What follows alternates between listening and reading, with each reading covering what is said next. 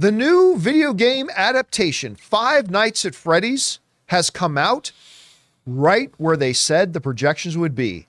It made $80 million in its opening weekend officially, which is crazy good, especially considering that it also dropped on Peacock at the same time that it dropped in theaters, highlighting once again that Peacock doesn't have that many subscribers. Right. But it also makes you wonder if they could have added another 5 to 10 million to that total had they done this. Now, I want to put this in context because this movie had made $80 million opening weekend. The initial box office rough projection was that it made 78. Now that the actuals has come in today, it's actually gone up by like 1.8 million to $80 million, which is right where they said the projection was. But I want to give context to just how impressive that is. Let's take a look at all the films Universal has put out this year, shall we? And where Five Nights at Freddy's comes in on that. Well, Megan, which everybody is, acknowledges that was a big hit for them, especially with the low budget, that had an opening weekend of $30 million. Knock at the Cabin had an opening weekend of 14.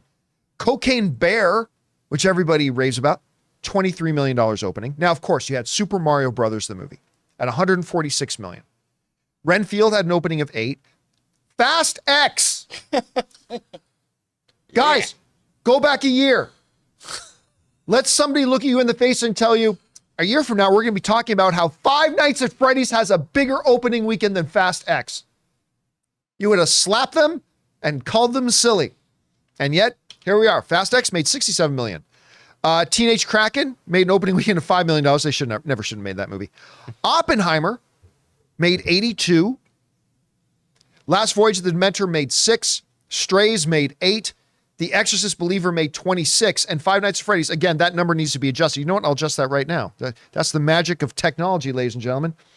Made $80 million. The only films out of Universal's stable this year that made more in opening weekend than Five Nights at Freddy's. A movie that was made for a very low budget, frankly, isn't that great. Not horrible, but it's not great.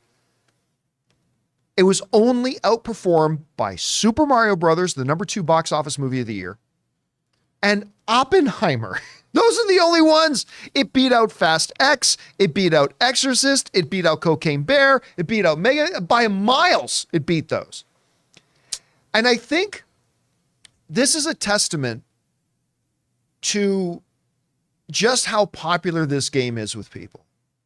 It's a real strong testament to that. Guys, we want to take a second to thank a sponsor of today's video, Marine Lair. It's official, guys. I have found the softest t-shirt of all time, so soft, it's ridiculous. All thanks to the San Francisco-based Marine Lair. Marine Lair is the go-to brand for great fitting and stylish closet staples. Their clothes are that perfect mix of laid-back style and also looks and feels premium. It's time to invest in a wardrobe that will actually last. For a limited time, the John Campea Show viewers and listeners get an exclusive 15% off with the code Campea15 at marinelair.com. Now, guys, you know I am not the most fashionable guy in the world, but I appreciate a good looking shirt, but more importantly, I appreciate a comfortable shirt. And the shirts that I've got from Marine Lair fit both of those beautifully. And they've even got sizes like Marge, which is in between medium and large, so everyone can get their perfect fit. The best part, if you buy any 3 tees from Marine Lair, you automatically get 20% off. And Marine Lair goes way beyond just t-shirts too. They've got super laid back overshirts, pants, jackets, and all the cozy layers you want for the cooler seasons. I think we can all admit that the perfect tee can be hard to find. Look no further than Marine Lair. For a limited time, get 15% off with the code Campea15 at marinelair.com. That's Campea15 for 15% off your entire order at marinelair.com. Saving your closet one shirt at a time.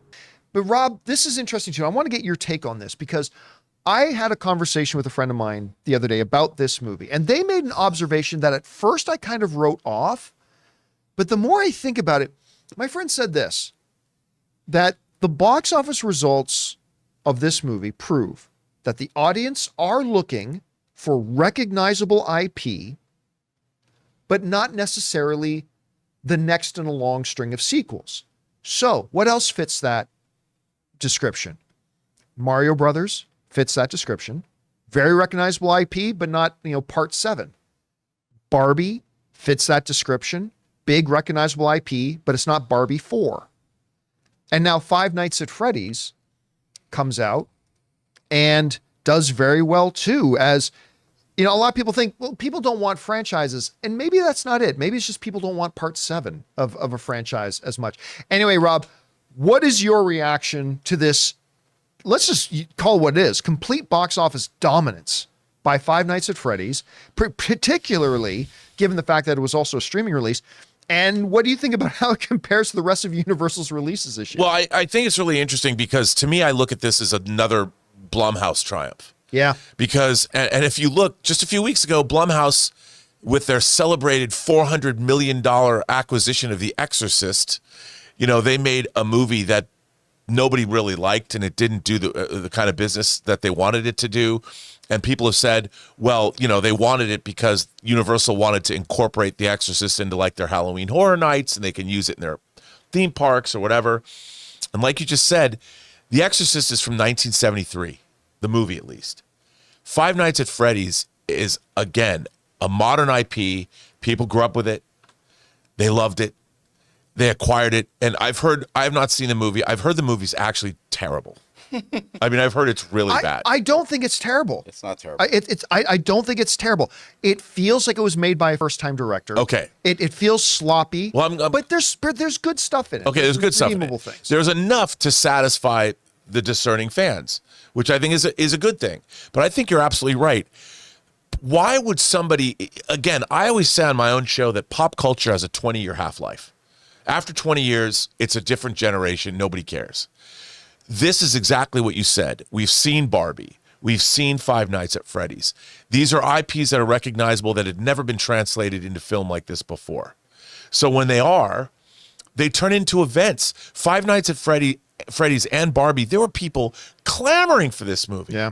And I think that's what you have to start looking at is rather than trying to, because look, recycling old IP is lazy. And it's something that's easily done, and it doesn't necessarily always succeed. It's a lot harder to pick out an IP that has yet to be translated, and there's more risk involved. But I think as we see proven once again, nobody in Hollywood ever gets really successful following a trend. You have to set trends, and that's true of IP. And we've seen it over and over again this year. Yeah, one of the things I said about Five Nights at Freddy's coming out, I was like, well, there's only 2 male characters, adult male characters in this movie. One's our protagonist. I wonder which one's the villain. Like it's like, well, I remember somebody comes on screen. I won't say who it is, but you'll figure it out. Somebody comes on screen. It's like, well, that's the only other guy in this movie, so I'm going to guess that's the bad guy. And sure enough, anyway, that being said, it is kind of incredible. One of our live chatters here, coming in 2 years, Six Nights at Freddy's. Which they're going to do. Of course. And again, Blumhouse keeping this did not break the bank. They did not spend $100 million making this movie. Go Blumhouse. So there you have it, guys. What do you think about the results of the movie that had big, huge opening, like right up there with Oppenheimer, bigger opening weekend than Fast X? I want us to wrap our heads around that a little bit. And what did you think about Five Nights at Freddy's? I did not think it was particularly good. I didn't think it was awful. Maybe you loved it. Maybe you hated it. Whatever. Let us know what you guys think. Hey guys, thanks so much for watching this video. Make sure you like the video, leave a comment, and subscribe to our channel. And don't forget, we have a daily podcast called the John Campea Show podcast, available on Apple Podcasts, Spotify, or your favorite podcasting app of choice. Go and subscribe to it today so it'll be there when you need it.